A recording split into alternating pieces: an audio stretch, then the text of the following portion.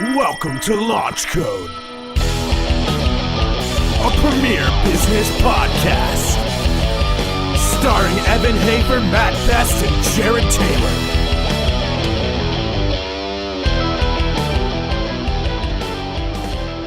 All right, welcome back to another Launch Code podcast. Today we've got Bradley Brooks. If you want to call me that, sure. Okay. My mom calls me Bradley. Okay, Brad Brooks. There we go. Brad Brooks. Jamie, he was on a previous podcast. Matt and myself. So tell us about the company, man. Tell us what you got going on, because I don't want to mispronounce it. So you're going to have to tell me all about it. So Argali, we're a lightweight hunting gear and equipment company. So we make and sell super lightweight gear and equipment for guys that are into going super light and for the most part going into far away from roads, so backpack hunting style. So that's kind of what we do. How long have you been around? So Argali's been around since 2013. We actually started out, we were a filmmaking company, so we started out doing like adventure hunting films, and then branched out and started doing our own gear and apparel and started an e-com store, and I've been trying to hold on ever since. So Okay. it's been a ride.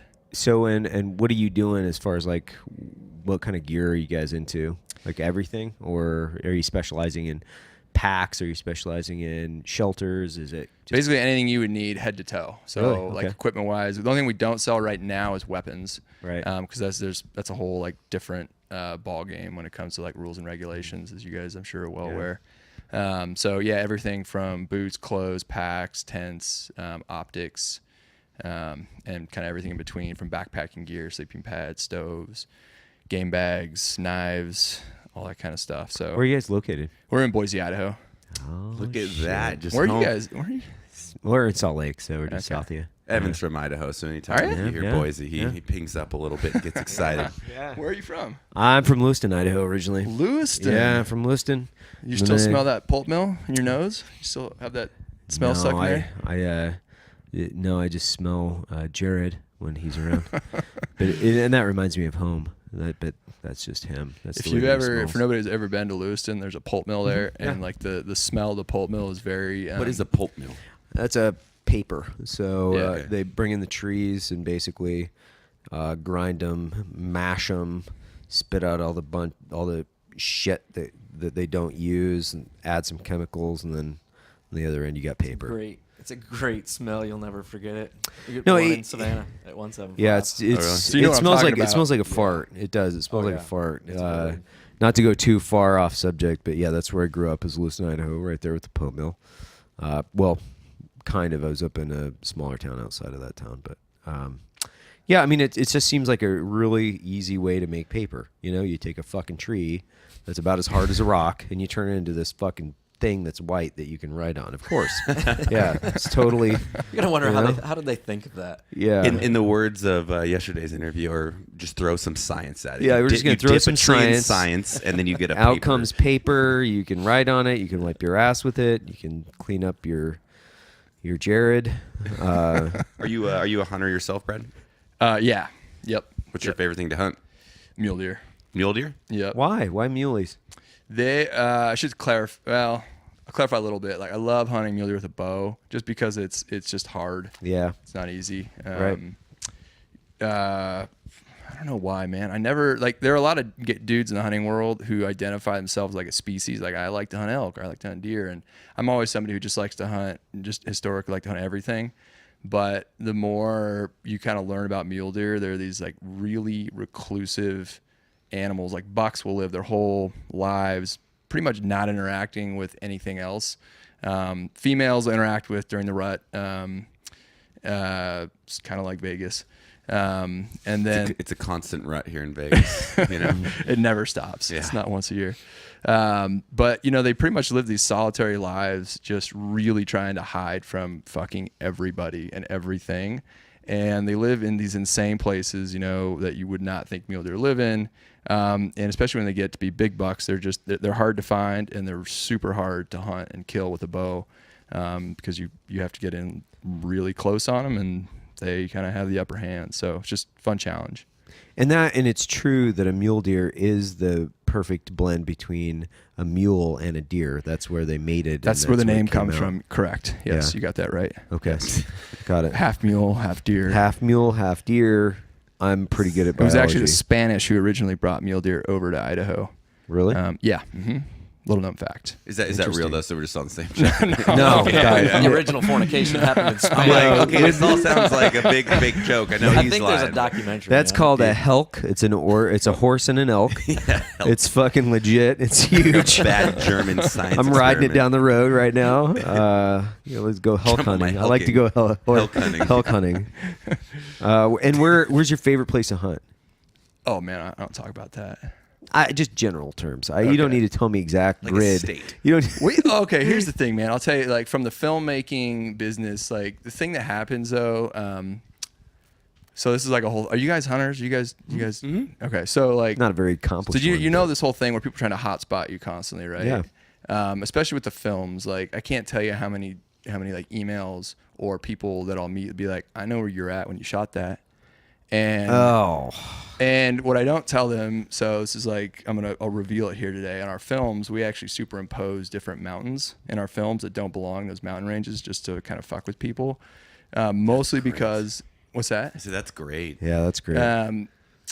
Well, it's kind of, yeah. So like when people ask me where like favorite place to hunt is, it's always a little tricky because we've been burned a few times where. Can't give up the secret spot. Yeah, but I will say, okay, favorite state. I don't want to be a dick about it. I've been labeled a dick about not being too close-mouthed about my hunting spots. But I love, there's two places I'll say. Nevada, something about, I love the mountain ranges in Nevada. Just rugged, kind of austere, and just gorgeous at the same time. And also desolate. And then, I love my home state of Idaho too. So yeah. hard to beat. Where did you grow up? Boise area. Oh, you did? Meridian. Yeah. Meridian. Yeah, of course. But Meridian this is like Idaho geography, but Meridian was outside of Boise. Suburb was actually a suburb when I grew up there. Right. Yeah. So. And how did you get into this? Like, what was it? Just through hunting and then filmmaking, or were you filmmaking and then decided to hunt? No, I mean I've been hunting my whole life. Right. And the films came. The films came because like if you ever watch like hunting films, I mean it's like there's just a lot of really horrible hunting shows and films out there. I don't know how to say it in their way. But, How so? No, the story arc is amazing. In hunting films, they're amazing. We're out here. We're gonna shoot this deer. They shoot it and then Killed it. Look at this deer that I shot. The fucking narrative And like is get your amazing. sponsors like logos in there. It's and just then, like, incredible. Like they put in I'm a just waiting lot for of it to be like intellectual effort. NASCAR one day. It's like, look there, there's a nice 15-point buck, and it's got Krispy Kreme on the side of the deer. It's like they release deer in the Superimposing a wild. mountaintop with superimpose some I mean, sponsor listen, logos. not to go too off the subject here, but that would be a pretty cool thing is where you have a ranch and then they're all adverts. You're like, hey, you can shoot the McDonald's deer. You know? Yeah. The Taco Bell deer the is Helk. a yearling. Let's give it another 2 years to, like to that. You get can going. shoot the McDonald's Helk, and then you can ride it, and then you just put the pistol in its mouth, and that is it too That would far? make for great TV. Too far. I feel like that's kind of where we're headed, honestly. Like the way the whole sponsorship thing in hunting. Yeah, yeah. I mean that's one of the reasons why I don't know. I like Donnie Vincent. I like him a lot. Yeah, he's I great. like his films He's great. a lot. There's some great content storytellers out there. Yeah, and they're just incredible people. But What have you seen? So you do the filming of the hunting. What have you seen for? I've seen a lot of companies now from TV, and now they're getting into like YouTube channel. I mean, Yeah. where are you guys at? My take on all that, like the way people consume media is obviously changing very quickly. The industry is not really keeping pace with that change. I think the people in charge a lot of times are not under 30, so they don't always understand like the fact that people under 30 aren't watching traditional like whitetail hunting shows, right? But yet a lot of the people they're sponsoring are these like, people that are making traditional TV, whitetail hunting, high fence hunting operations with, not that far away from McDonald's being like Hey, shaped you in the know what? side. That's the kind of hunter I am. My wife just shot in Oric, and it was on a high fence, and we had whiskey in her cups. Not her, because she had the firearm, of course. We were Yeah, being responsible firearm owners, but no, there's nothing wrong with that, but there's this, it takes the sport out of it a lot, and we just harvest meat. But yeah, I mean, obviously, it's not what you guys are doing, where it's about the experience of the environment and all that kind of stuff. Yeah, and I'm not. Yeah, I should clarify too. I'm not judging like anybody's experience. I think it's great. I mean, I have a lot of buddies who do the high fence stuff, and especially down in places like Texas. I mean, that's pretty much your only option. If you live in Texas, unless you go out of your state, I mean, you don't. That's what you have to do if you want to hunt. Everything's private land out there. Yeah. So, Yeah. Yeah. Well, and that's what John was explaining to me, which is where Matt's friend, my new friend, which is he's saying low fence. He's like low fence hunting, and I'm like, Right. what the fuck is low fence hunting? He's like, it's basically as close to hunting as you're going to get in Texas, but it's still got a fence, still property that somebody owns. I'm like, well, it's Right. fence because the Oh, animals got can it. still jump the fence, Yeah. obviously. So you'll have some whitetail that'll be on your property one day that won't be. So it's like a Right. newer environment, whereas like a high fence. I mean, Yeah. those Texans take it so freaking serious as far as the exact animals. I mean, they'll have helicopters that fly and mark each single animal, gauge their growth, their diets. It's a bizarre world, and there's actually a lot of money in there. I didn't know. Oh, there's tons, man. Tons of it. You know, you purchase let's say a 2-year-old buck at $2,800. You let it turn into a 6-year-old buck, and you're looking at $20,000 as a trophy animal. Jesus. It's pretty insane. We're in the wrong markup. And a lot of business. those guys, they don't really care about hunting. Obviously, not the guys that run the ranches, Yeah. but you got the rich guy in Silicon Valley that Yeah. wants to throw a massive buck in his wall. He doesn't want to walk out in the cold. He wants to Oh yeah, have no. it. We have like high fence elk operations in Idaho, and yeah, and not everybody, but you do get those guys that they're literally just looking for a story to brag about, right? Yeah. So it's personally like I don't really care for, I think there should be some experience involved with the hunt, right? If it's just a meat thing, like I get that, because that's why why we hunt. I mean, we eat wild game in our house, and that's pretty much all we eat. Yeah, I feel like there's something missing with like the experience, like hunting. If you look at hunting historically, right? Like we all hunted, right? We are a hunting species. We killed shit as a species. That's part of how we survived. And I've seen it many times when you take somebody out, even who's never been hunting before, right? And you get a weapon in their hands, and if they've never been hunting, like you see something like clicks in their brain where it's like, holy shit, like I'm trying to kill something right now. And their whole like body, the way they walk changes, the way they act changes. And I think it's innate in all of us. And I feel like if you do the high fencing, like you're missing out on some of that a little bit, right? You're missing out on the ability to give the animal like a fighting chance, and where it's like your wits against their wits. Not to say it's like bad in all situations, but you get into this whole like esoteric question of like what is hunting, and then what's just meat harvest, and where's the difference between the two. And I think back to your question, I think part of the reason people like Joe Rogan got into hunting, right, and it's sort of had this like popular effect on the hunting world in terms of people that are interested in hunting who never because of Joe Rogan, really? tons of people, man. Wow. Okay. Because he has this audience, and I haven't seen his analytics lately, Right. but he has an audience that's mixed. It's a lot of just people that know him as a celebrity, Right. But he got into hunting, and I mean just anecdotal experience of people who are like not into hunting, but they like Joe Rogan's podcast, and they're like, "Hey, really changed my opinion on hunting." Joe Well, he's Rogan. cool too because he's one of the few guys and entertainers out there that just says, "This is me. If you don't like Yeah. it, fuck you." Mm-hmm. And I think that's what you do with hunting. And a lot of people are so like risk averse in the social media side because they don't want to have any followers have a reason to not like them, because social media is a marketing tool now. It's the most powerful one in existence. So even me sometimes, like if I were to post me going out hunting and a dead animal, there'll absolutely be people that come on there and try to rip you apart for that. You're like, hey, I'm harvesting my own meat, man. That's And the thing, yeah, totally. And the thing like bears versus elk or mule deer are totally different, right? Like you shoot a bear, like people can go hysterical on you versus if you shoot like an elk or a deer. There's something about bears that's very It's that common, I think Yeah. people relate elk, deer as all right, they're commonly hunted, Yeah. but when you start talking about bear, they're well, it's the National Geographic show I just watched. Right. It's, That looks why do like we my hunt bear? lab. Yeah.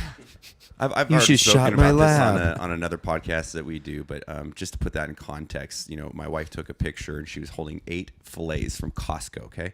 Just fillets on a fucking tray because we're getting ready to grill and meal prep for the week. And she had this like whole vegan social media page just there was like 150, 200 girls that just went after her, calling her like, a POS, a terrible person. I hope you die, bitch. And like, my wife is like the sweetest woman ever, and just holding fillets. And it's so amazing to me to see the disconnect with people.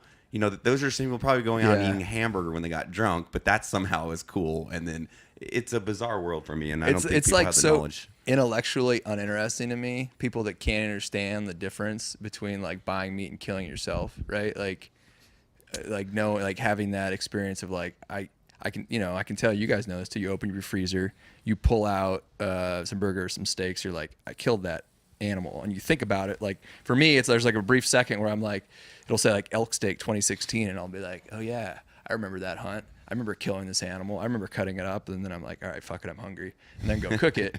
But like when you like, how often you buy shit at the store and you think about, God, I wonder what this cow, like where this cow lived, I wonder how it died. Never, because that stuff just comes from the store, right? Yeah. It was never anything. Well, that was one of the. You could just buy it from the that store. was one of the comments. That was one of the comments on it was 100%. on the thread. Was it Meat really? comes from the store. But isn't that like it's disgusting? And and then you have other people there who's just like, I'm sure you seem really tough holding up those fillets, and you're like, man, like, I'll cut a deer's throat in 2 seconds, man. I'm all about an ethical kill, and it's like that's the misinterpretation I feel of the hunting community, where it's just these guys that go out there, shoot a deer in the ass, let it die in a week. No, it's like you take an ethical shot. You're making sure that animal has been suffering. And hunting to me is like, it's an amazing thing because they're out there. Bambi's out there hanging out with all of its friends, and then it just goes to sleep. It didn't have to live in a cage, and you don't get more organic than that. No, it's totally the disconnect that people have with just like our species is just like. So I say when it's like intellectually uninteresting to me, if like you can't understand that, like it's almost like hard for me to engage in a conversation with somebody who's like that, like obtuse about our like who we are as a species. No, because what you're actually designed to eat is highly processed soy and grind, and it has to be refined and ground up into bricks that you barbecue. And then put a bunch of shit on to make taste like meat, and then you're good. Don't worry about it. That's not detrimental to the environment whatsoever. Actually, the thing that goes across my mind when I see like steaks in a store is usually like, why is it so red? Like, what the hell's going on here with the meat? Like, how the hell do they make it look like that?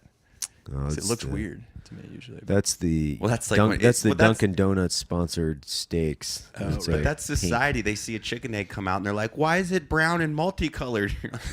Oh, come on, man. Yeah. But anyways, it's interesting. We don't get. I mean, our audience is mostly like YouTube, Facebook, and Instagram are probably where most of our audience is seeing what we're doing.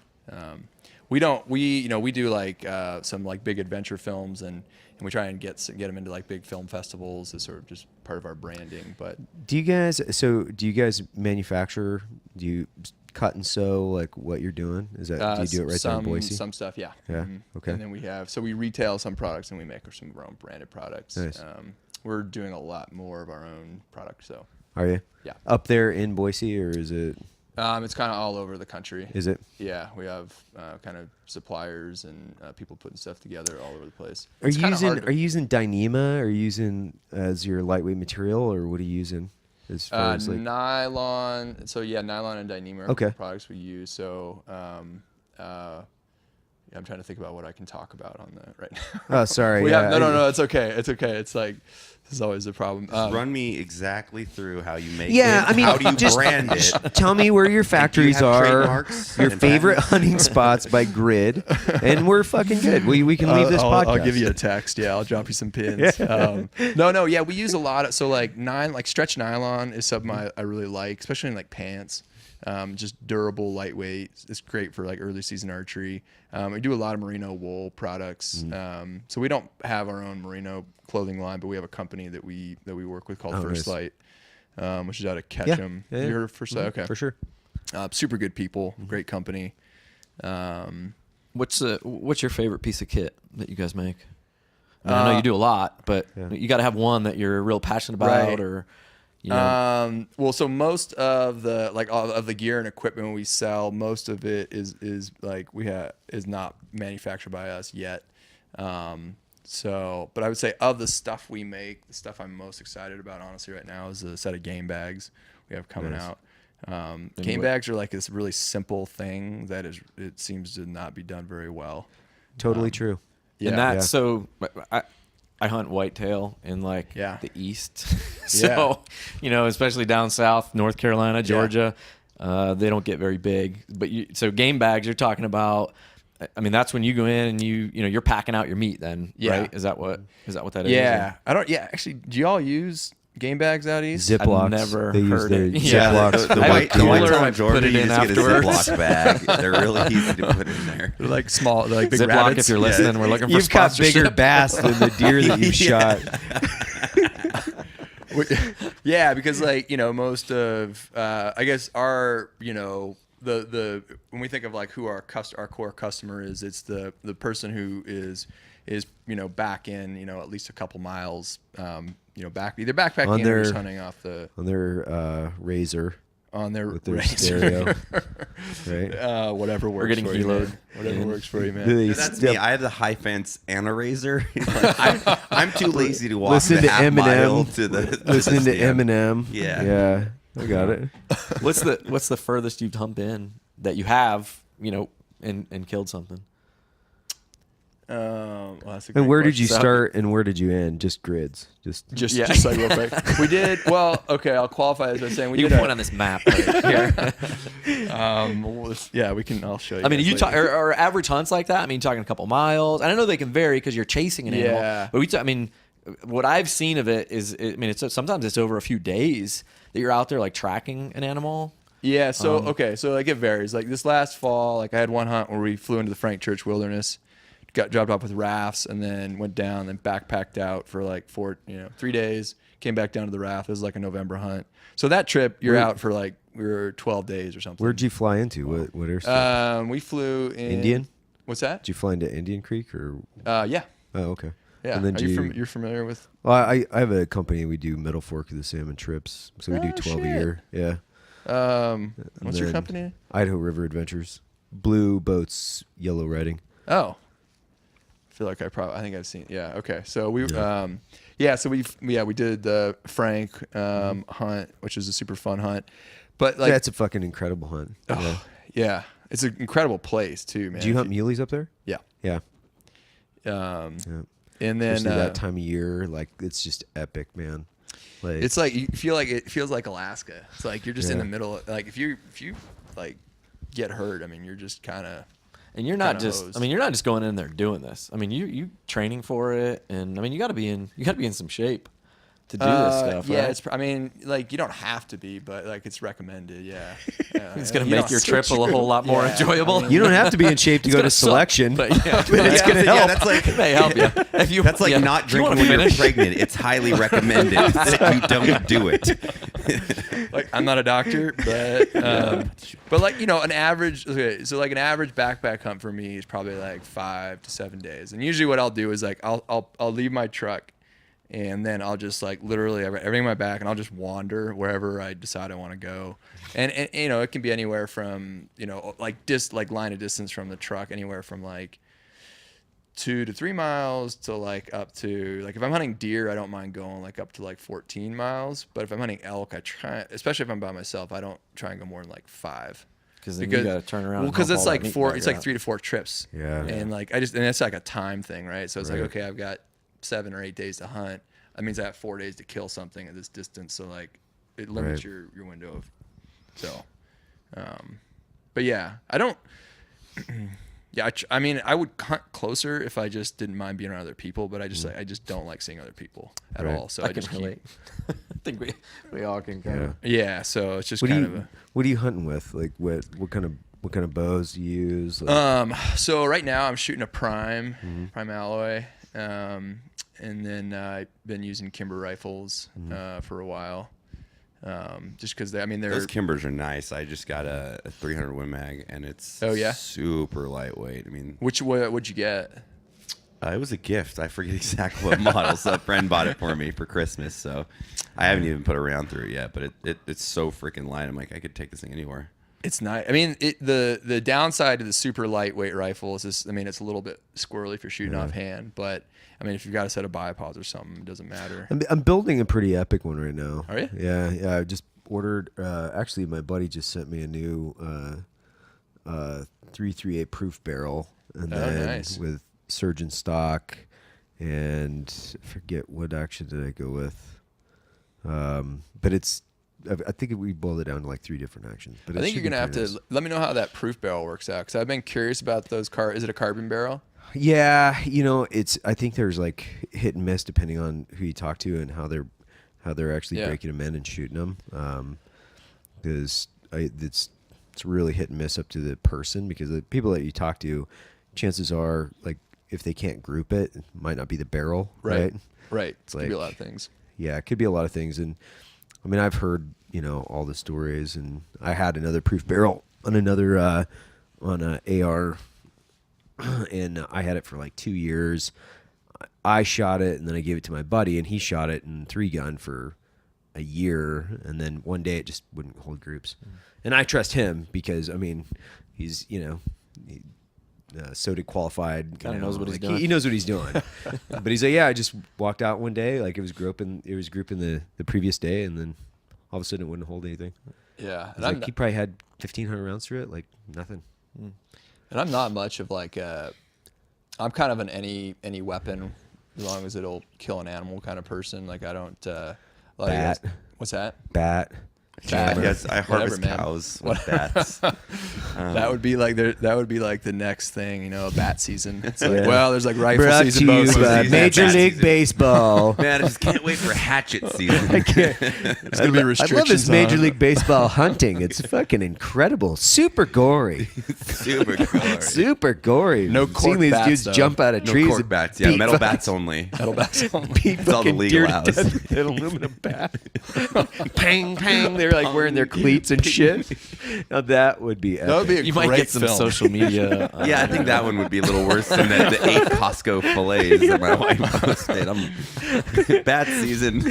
All of a sudden, Pete Rose is hated even more when he jumps out of a tree and he's beating Bambi to death. Like, Well, I've had something interesting too. Is like a lot of people that don't hunt.